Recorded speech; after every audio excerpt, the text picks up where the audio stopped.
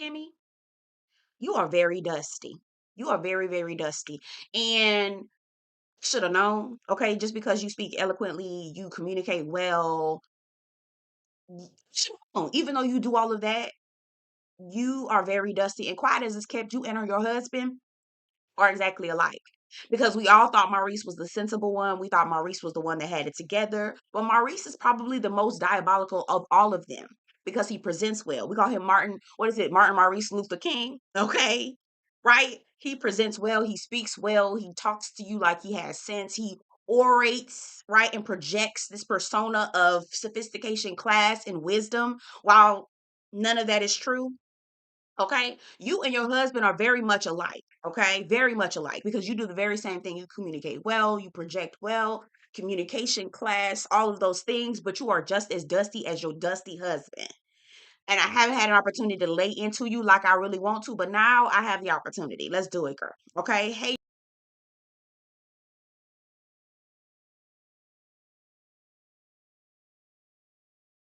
okay. Hey, y'all. Welcome and or welcome back to my channel.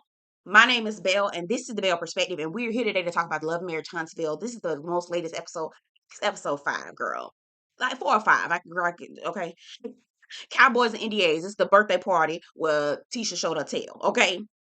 All right, if you're new to my channel, I talk about reality TV, all sorts of things. So get in where you fit in by subscribing to the channel, okay, liking the video and getting in the comments and letting me know what you think about the episode as well. So let's get into it. All right, real quick, time out, take a pause for the call before we get into it because I just thought about that. I have life updates at the end of this video, okay, just so you know what's going on. All right, if you care, stick around to the end. All right, let's get into it. So we picking up where we left off, where Maurice and Kimmy, Letitia, and Marceau was sitting at the table. Now, first of all, let's just point out the elephant in the room. There's a couple elephants in the room. First of all, the fact that we're getting Marceau Scott, the man that almost fed his child peanut butter, who is allergic. His child is allergic to peanuts. Almost offed his own son because he did not know his son had a peanut allergy. We getting parenting advice from him. I we are down in the gutter. Do you understand what I'm saying? We are in the gutter of gutters. All right. We're down bad. If we're having to have a conversation with Marcel Scott about how to parent children, all right, we down bad. And that's just one point as to why Maurice and Kim and them dusty. Okay. So we point that out, right? Now, Maurice is talking about how, he's raised Jaylen was raised right. Let's take a pause to the cause. I need to understand what this timeline is. Now, okay, if I'm understanding it right, Kimmy did most of the raising. Okay. Now I don't know what's happening. Whether Maurice said he helped raise Jaylen, then that lends me to believe that what Kaya was said is correct. Or Kimmy did all of the raising, and Maurice, you just trying to take the credit for it. Okay, I don't. Either way, I'm side eyeing both. Okay, I'm side eyeing both, and quite as it's kept, both might actually be true. Okay, because Maurice, you just as hands off as Marceau. Y'all come in here, y'all think, oh, I just provide for the family. That's it. I make money. I don't need to do nothing else. That's the spirit that all of these men have. I don't have to do nothing. I just got to teach you how to fix things. I just got to teach you how to, play basketball and get whatever sport you want to get in. But I don't got to teach you how to respect nobody. I don't got to teach you how no means no. I don't got to teach you boundaries. I don't got to teach you how to, wash a dish, wash your clothes, grocery shop. I don't got to do all that. I'm gonna teach you that you need to go find your woman who's gonna do that for you. And y'all be half raising these men, and then the rest of then we got to be dealing with the half raised men. Okay, I ain't gonna go there. Well, I part of this I will, but this is what's happening. Okay, girl, don't piss me off. To get pissed off, or you hear me getting worked up? Okay, so now don't know if y'all caught this little piece. Well, Maurice was like, "Oh, you talk," because Marceau basically was telling him that you were the golden child, right? And Marceau was telling Maurice that he is the golden child, and Maurice is like, "No, I don't. That's not you making stuff up." Da, da, da, da, woo, woo, right? Maurice says, Marceau says, "You think I'm lying?" Maurice says, "Yeah, you lie all the time." Did y'all catch that? Did y'all catch that? Like I caught that, and then the camera zoomed in on Letitia. I said, I caught that. What, Marceau? What you be lying about, Marceau? Marceau, what you lie about? I want to know. Let us know, because Maurice was very adamant about, yeah, Marcel, you lie all the time. What you be lying about, Marcel? Hmm? Excuse me? Excuse me? Excuse me? What's going on, sir? What's going on? What's going on? Okay. So, I call that tea. I want to know more. All right. Now, both Kimmy and Marcel are telling Maurice that you treat Jaylen differently. Maurice is still, did I say Maurice? You know who the hell I'm talking about. Both Kimmy and Marceau are telling Maurice that he treats Jaylen differently. Now, my bone to pick with Kimmy, not even bone, about to, one, Kimmy, you mean to tell me that after you talked to Maurice several times, because she said that, Maurice is one of those type of people you got to talk to him over and over and over and over again about something. And it takes someone who he respects in order for him to listen. So when you tell me that you have to talk to your man over and over and over and over and over again, okay? And the only time he'll actually open up and listen is when he gets to somebody he respects. And after showing the fact that he has not listened to you because you've had to come to him over and over again, that lets me know that you know that your man does not respect you. So I don't understand why in the hell you married this man. So not only does he not respect you and your opinion and your thoughts and your feelings, he does not respect your child's thoughts, opinions, and values your child's thoughts and opinions. You still married this man.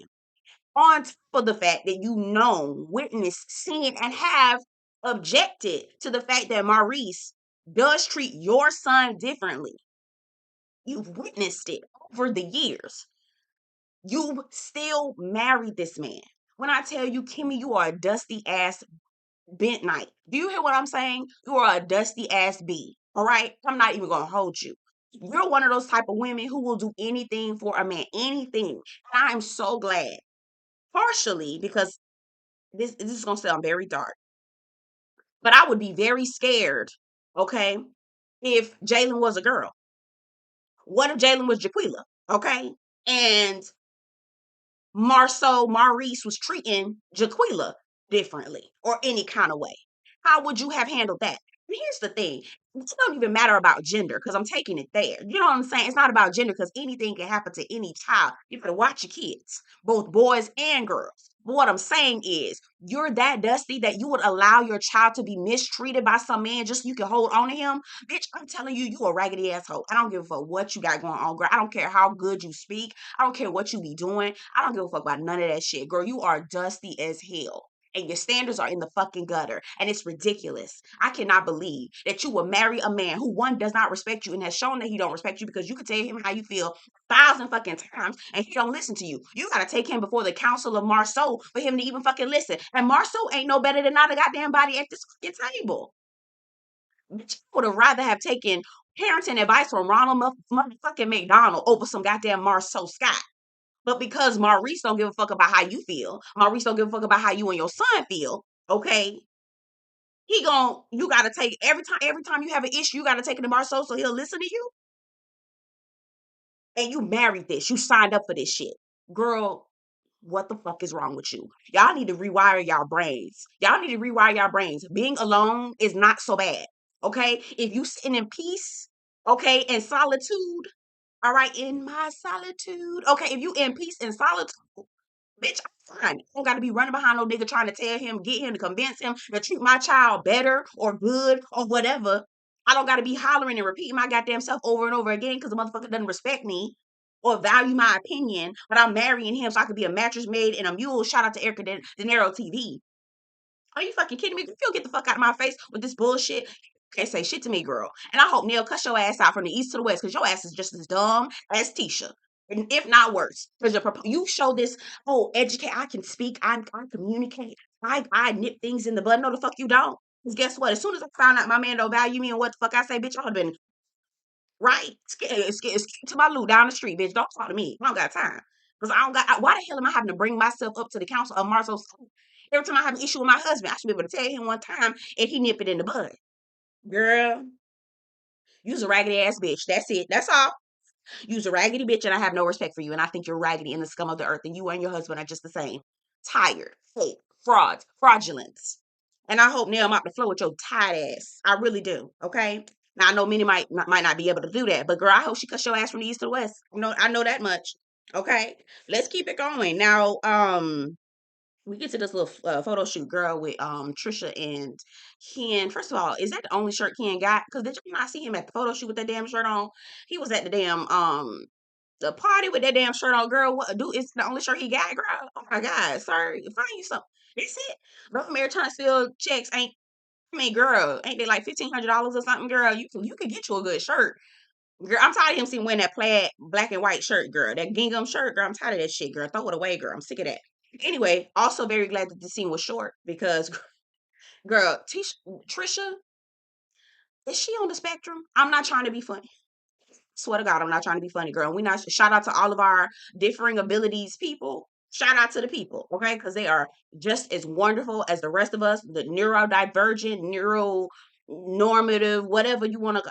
We all the same, child, or we different. We all have differing abilities, and I'm happy for that. But I really want that girl to go get tested because are you on the spectrum, even just a touch? Because I don't know what her problem is going on up there. It really is. I think she might be on the spectrum, y'all. I promise you. Now we doing a photo shoot for her birthday, but the nigga got to be 10 big ass got to be in the damn photo shoot. Girl, what the hell? 38 special is what she calling it. Now, let me tell you something real quick. Now, I'm not a psychologist. I'm not a psychiatrist. Girl, don't ask me to diagnose you, girl, because I can't do that. Okay? Not professionally, right? I do it in my head and be like, nigga, I know you crazy of it, right? But I think that Ken might potentially have something called communal narcissism. Y'all look it up, okay? Because there's several, like there's narcissists, but there are several different types of layers of narcissism. And I think that Ken, let me say this. It might not be narcissism, but it's in the some of the traits are some of the displayed traits of a communal narcissist. And when I say that, I mean people that want to be Captain Save-A-Ho. They're not doing it out of the kindness of their heart. They're doing it to stroke their ego, make them feel better, so they can get the applaud and the praise from the people around them. Okay, they go out of their way to try to be Captain Save-A-Ho, Super Saver, whatever. Okay, so they can get the applaud and the praise and the awards, right? So the philanthropy, they giving millions of dollars so they can get their ego stroked, right? They can get recognized for that type of thing. They volunteering everywhere so people can pat them on the back, so everybody look at them doing all these different things, girl. And the reason why I think that is because as soon as the grease got hot, okay, as soon as the grease got hot with Tisha and Trent, whatever the fuck that girl name is, and Ken immediately threw up in her face. I do all this for you. I pay your bills. I do everything for you. Da da da da da woo de woo. And I said, ooh, so you one of them. You one of them type of people who want to let people know what you do for other people because you're patting your own self on the back. Got it. Clocked it. From that point on, I said, oh nah, that nigga, girl. I don't know if he is a communal narcissist. I can't diagnose nobody, but I'm telling you, he got some of them traits. Now, I don't think that's what it is because narcissism is not as well, actually, the numbers might. Anyway, I don't know if that's what he got going on, but girl, look it up, child. I do believe. I do believe. And then the other thing something that just struck me wrong when she was talking about her party 38 special, right? So Cowboys, Boots and Dukes, all that stuff that she want to do. He talking about, she was like, this year, my year 38. I'm a divorce. Um, Whatever that psycho's name is that she was fooling with. Well, quiet as it's kept, girl. She just as unhinged, girl. Just as unhinged, if not more. Okay. I see why they got together. Okay. He talking about, yeah, my 38 special, my 38 is gonna, as we enter this 38 year, it's gonna be good. Why are we talking about you? This got nothing to do with you, boy. It's got nothing to do with you. Ken, you heard how he was getting mad at Chris and them for calling him out, the boy, his friend Will. Child. All right. Glad this scene was short. I don't know why I spent that much time talking about their asses. Ken, you the problem. Let's move along. Marcel, Jaylen, and Maurice get together again. Now, this is Maurice's opportunity to try to listen to Jaylen. Maurice had the nerve to be like, Jaylen, when you ever feel some type of way, just come to me. So the boy came to you. You still told him nothing. You still gave him absolutely nothing. The fact that Marceau still had to come and intermediate between the two of you because you won't listen to Jaylen unless Marceau is talking in between the two of you, speak so much volume. Jaylen, congratulations on your job. Pack your bags, go to Colorado. Fuck these niggas in Alabama. Your mama said fuck you a long time ago because she was holding on to that raggedy ass, tired ass dick she was trying to hold on to. I guess she spent 7 years with him and she said she invested so much time that she wasn't gonna let it go, girl. Like he a fucking prize or something, girl. Pack your bags, pack your things, Jaylen, and move along, okay? Sick of him. Sick of this shit, right? Jaylen talks about the hierarchy. It's Maurice, it's Kimmy. Girl, no, it's not. Kimmy down here down to the bottom too, girl. Okay. It's Maurice, Maurice again, maybe Maurice Jr. And then it's Kimmy and Jaylen down to the bottom. But not that's not what Jaylen said. He says Maurice, Kimmy, Maurice Jr. and then Jaylen. Baby, quiet as this cat. Both of y'all down to the bottom. Okay. Both of y'all are at the bottom. Okay. Because if Kimmy wasn't at the bottom, after Kimmy explained to Maurice that she felt like Maurice was treating you differently, Jaylen, it would have changed. It didn't. Okay. So the real hierarchy is Maurice, Maurice, Maurice, Maurice, Maurice, Maurice, Marceau, Maurice again. Okay. Anyway, praise God, Jaylen. Please, congratulations. Move on to Colorado, girl. Go on about your business, girl. Yeah, Maurice has no empathy. Is basically what Marceau was saying in the confessional. He was like, Maurice has an inability to put himself in the shoes of other people. It's empathy, and usually people who lack empathy, sociopaths. Mm-hmm. Mm-hmm. Narcissists. Mm-hmm. Mm-hmm. Mm-hmm. Those are usually the people who lack empathy. Mm-hmm. Mm-hmm. Or the what do you call them? God, I can't think of the name. It's full personality disorders. Personality disorders who cannot express empathy. Mm-hmm. Yeah. And that's basically what Marcel was saying about Maurice. You know, Maurice has a hard time putting putting on the feelings of other people. He doesn't do that. You said he lacks empathy. That's it. That's all. That's it. That's all. We're done so. Okay. Maurice apologizes to Jaylen for the future anytime he does anything, and then for anything in the past. Child, tired as hell. If I ever made you feel, if I ever did. Maurice still doesn't believe that he did that, and he kept saying, "Maurice, you are Jaylen. You was raised right, you know." Yeah, so again, help me understand. Did you help raise Jaylen? And if you did, then Kiowa's story is correct. And if it was Kimmy who did all the raising, then how the hell you taking credit for somebody else's work? Cause your ass is hands off anyway. You don't do nothing, Maurice.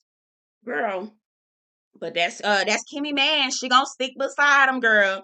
She gonna stick beside him. Jaylen said he don't want to be in the family business, and I don't blame him because Maurice ain't gonna do no work. He ain't gonna do no work. He gonna tell you what to do and then critique everything you done, girl. Please go to Colorado, child. Enjoy yourself. Don't look back. Nell and Trish get together, girl. Is she on the spectrum? Okay. Yeah, they talk about Tisha not being transparent. We're gonna get into that too. Um is Trish on the spectrum? I wrote that down on my notes. This girl, is she girl? Okay. Um Tisha can ask all the questions she want, but then when you turn around and ask her questions, she get all defensive and don't want to. I cannot stand girls like that. They want to know all your business. They want to know everything you got going on from the rooter to the tutor. But as soon as you ask them a little two questions here and there, and then whatever, whatever, whatever, girl, they like, oh, nah, nah, nah, nah, nah. Girl, don't get in my business if I can't be in yours. Okay. Anyway, and I agree. I agree. Tisha was doing entirely too much, trying to be in their business. And I did feel the energy shift as soon as Nell was like, oh, so what about this interview that Martell and them did? How you feel about that? And then they just, ooh, exactly. Their energy shifted very much so. And that was a telltale sign to let me know that they was already feeling a type of way. Now we see Martell and his mama, Mary. What's his mama name? Mary? Maureen?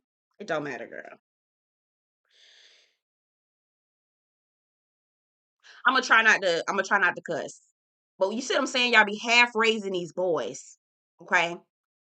Parents be half raising these boys and expecting another woman to come and pick up the pieces while he over here terrorizing people because the motherfucker is half raised. Okay? He half baked and not in a good way. All right? And then we gotta be sifting through these half baked motherfuckers. Okay? Ain't been cooked all the way. All right. Sloppy in the middle. All right. Sloppy on the inside. All right. Look halfway decent in the middle, but ain't stayed in the oven long enough. Right. So they sloppy and sloppy in the middle. Girl, and y'all still popping them up on the cake pan, decorated like it's some real shit. Girl, Maureen, whatever your name is, girl, please. And I do see that they trying to soft launch Ariane. She about as slow as molasses, girl, but fine. All right. Um, he want to move Ariane into the rental property. Tell me he don't want her in the house with him until he put a ring on the finger. So you not help me understand. So you done already fornicated with the slave. Now I'm not a Christian. I don't believe in none of this stuff, but according to the good book, right? Or according to the Bible, you shouldn't be fornicating. Okay, you damn sure shouldn't be having nobody baby outside of wedlock. Okay, and you shouldn't be having adultery. Okay, you should not be having adultery. So not only did you have adultery with this lady, commit adultery with this lady, you fornicated with this lady multiple times, numerous times. Then you had a baby with her outside of wedlock. But moving in together is where you draw the line. Martell, just tell us the real truth, because you kept saying if she's a woman that if you are disgusted by Ariana, you do not want to be with her, but because she's the only thing that's stuck around for long enough, right? She's just in this holding pattern. You got her in this holding pattern, flying around over and over again, keeping on. She's a placeholder till you see something, find something better. Okay, girl, he don't want to move you in because he still got shenanigans going on. And if you think that the reason why he don't want to move you in is because y'all not married after y'all committed all the other sins, again, and then she gonna go along with it because she's slow as molasses. Okay. Um, then Martell going down his, his streak, they messing with me, they did stuff to me. Mind you, Martell caused all this. Martell is his own worst enemy. He caused all his own chaos and confusion in his own life, and then he turn around and blame everybody else and his mama cosign. Girl, please. Talking about the incident that happened. Incident. You mean him cheating on his wife for years? He tore up his family. Okay. Um. Then he talking about if she's that person, you fucked up your family to fuck on this lady during the panorama, had a baby with her, and you still don't know if she the one that you want to marry. Ariane, you still that peasant that he talked about, girl. And you gonna hold on to him because again, you slow as molasses, girl. That's your business. Um, she just his mama. He talking about how Maurice Marceau them um was coming after him, and then he did the interview to get back at him. I'm backed in the corner, and you ain't gonna. As soon as I did that, that's when they backed up off of me and all this other stuff. Child, well, here he go being the victim. It's funny because now Martell is the one that don't nobody want to fuck with like that. Okay, he's taking Mel's place.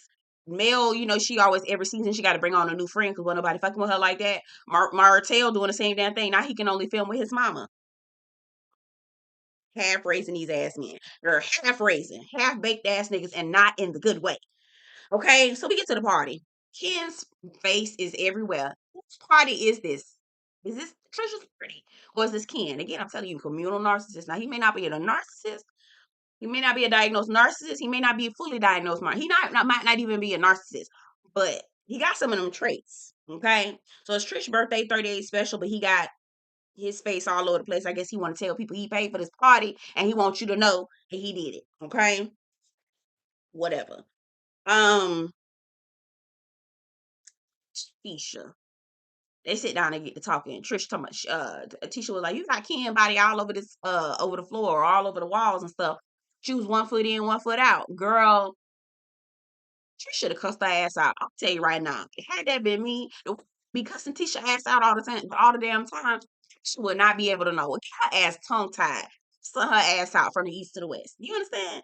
Said, bitch, here you go starting. So when niggas cuss your ass out, you don't know why. You be throwing daggers, and then when people cuss your ass out, you don't know what's going on. Girl, please, girl. All right. So Maurice over there in the corner was talking to the guys. Maurice, Ken them over in the corner. And Maurice always got sense when it come to other people, but he don't never got no goddamn sense when it come to him. That tracks. Anyway, so he telling Ken that you're the bad guy in the story because the lady still married. He ain't wrong, but at the same time, it's like shut the fuck up, cause don't nobody will hear from your ass. And Ken says that in confessional. He's like, you two niggas ain't the ones that need to come to me, talk to me about any relationship shit. So I said, God damn, Ken, what do you know? Baby, I'm telling you, the signs are there. The signs are there. Tisha and Kimmy, y'all already know y'all just want to ignore the shit so y'all can move on in y'all delusional ass marriages. Okay, so we get to Nell, okay, talking about y'all not transparent. And here go Kimmy. What you mean? How we not transparent? You mean about the video that I didn't watch or I didn't finish? And Tisha was like, I didn't even watch that shit, bitch. I think y'all are lying. You're fucking lying to me. You're lying. You didn't watch it and you didn't finish. Girl, stop. I don't believe that for not 1 second, not one word. Because you asked Maurice about it. And then the fact that Maurice, oh girl, that's another thing. I'm about to point it out too. People ain't, girl, you lying. And the hit dog will always holler because Kimmy get to the point where she was like, what you trying to say? You think me and my husband, you think my husband cheated on us and we not talking about it? Is that what you saying? Is that what you saying? I say, Nell ain't say none of that. Nell was just like, you not being transparent. I asked you how y'all felt about it and y'all tried to flip the script on me. Hit me. Oh, you trying to tell me my husband's cheating on us and we not talking about it? No, we saying that I asked you about that raggedy tied ass video and you tried to flip the script. Your body language and the energy shifted because you didn't want to talk about it. Okay? Because a confident woman would have known that shit was some bullshit and would have never said. I'm like, girl, I don't give a fuck about that shit. Girl, they wouldn't have flipped it. All right. And so here go Tisha talking about, you talk about all my business. And she was like, yes, and we will. Tisha, girl, and then Tisha was like, y'all want me to talk about something that I never had experience with my husband, and if I had gotten over it, if we worked through that, then that would be something I would talk about. But we haven't even gone through anything like that. So y'all want me to talk about something that I haven't even, experienced. Girl, Tisha, I'm gonna just let you already looked a fool. Continue on. All right. Um, Trish said she's transparent. Oh, see, there you go. There you go. The lies. There you go. This bitch. I'm telling you. All right. Okay, so the men are talking about Maurice brings it up. Marcel brings it up passive aggressively with Chris. I'm a good eye on Chris. I really do. Y'all saw how he lied to them niggas in their face? Said y'all, and then Maurice told myself we gonna give him a bit of the doubt. Why? Y'all already know what it is, but I know why. Because all of y'all know where the bodies are buried. Y'all all know where the bodies are. And so you're not gonna make an enemy out of somebody who knows your secrets, right? Okay. So they talking about, have you ever had somebody sign an NDA? Marcel talking about, what? No, we never did no shit like that. And if they gonna talk, they gonna still talk. Here's the gotcha, okay? When somebody asks you, have you ever signed an NDA to cheat on your wife? The answer is not, no, I've never had somebody sign an NDA. The answer is, no, I've never cheated on my wife.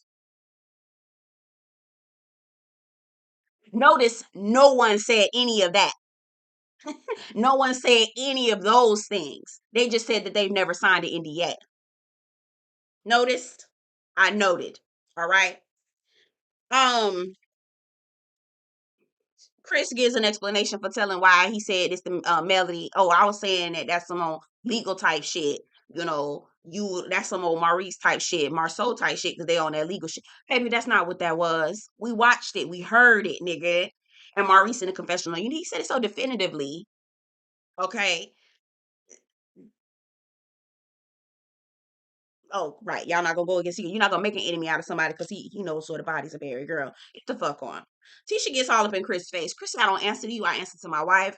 You badly do, Chris, because I got my good eyes on you, nigga. You ain't shit too. Because the way you sat up there and lied to the motherfuckers right in their face, girl, who else? Lies slip off your tongue like water. Okay, like spit.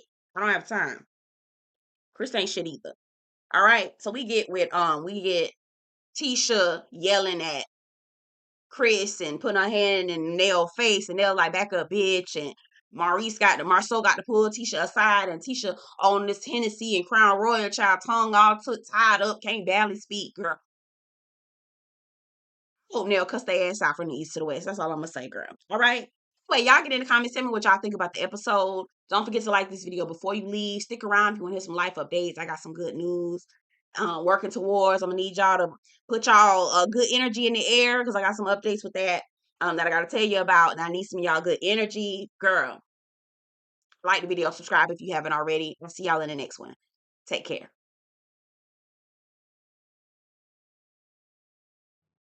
All right, y'all. I want to just give you some quick life updates. Ooh, quick life updates. Because I got so many other videos that I gotta record. So life updates. So start off with the wedding. My bad, y'all. I was eating some food. I was eating some breakfast. Okay, so wedding updates. Figured out the decor. I'm not gonna show y'all until actually I'm not gonna show you everything until the day of the wedding. When I take photos and things like that, I'm gonna show y'all.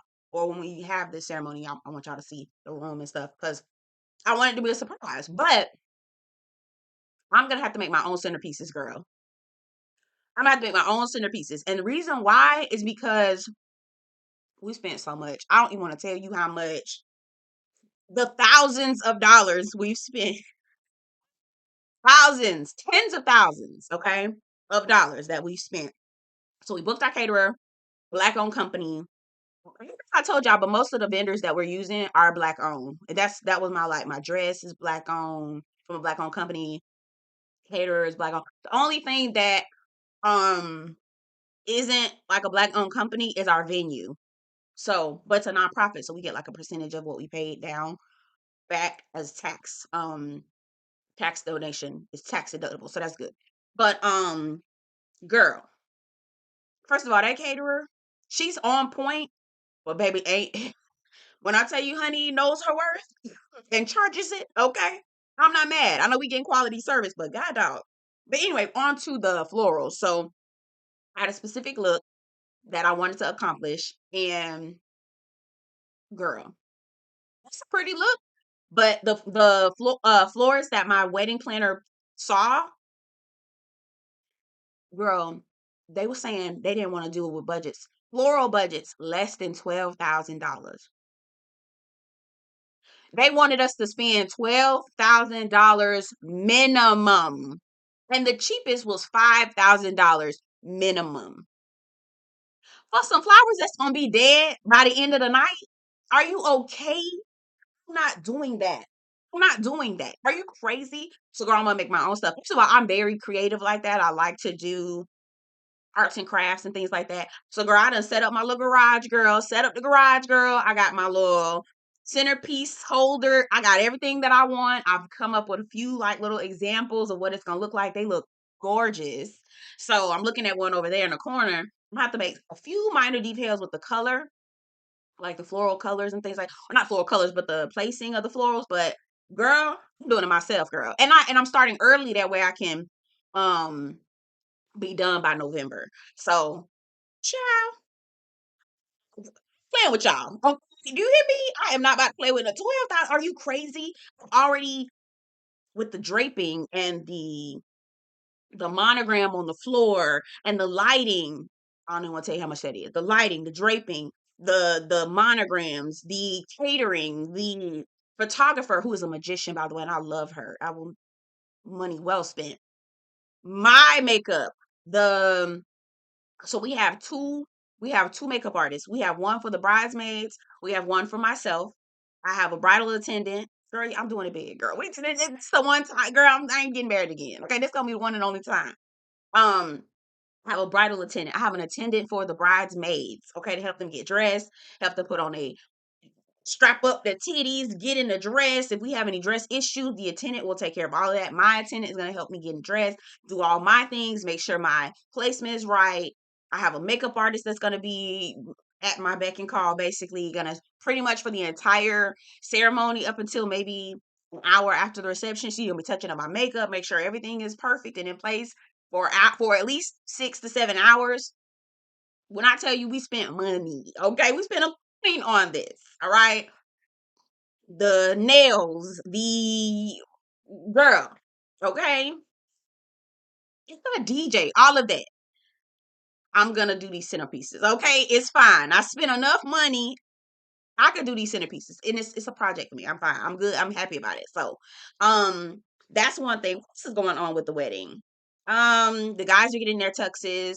We're working on What else? I do need at least one florist to do our arch for us, so we are gonna do that. But that's, girl, we ain't paying for nothing else, girl. I'm doing centerpieces. I'm doing all the rest of the stuff. So what else are we doing?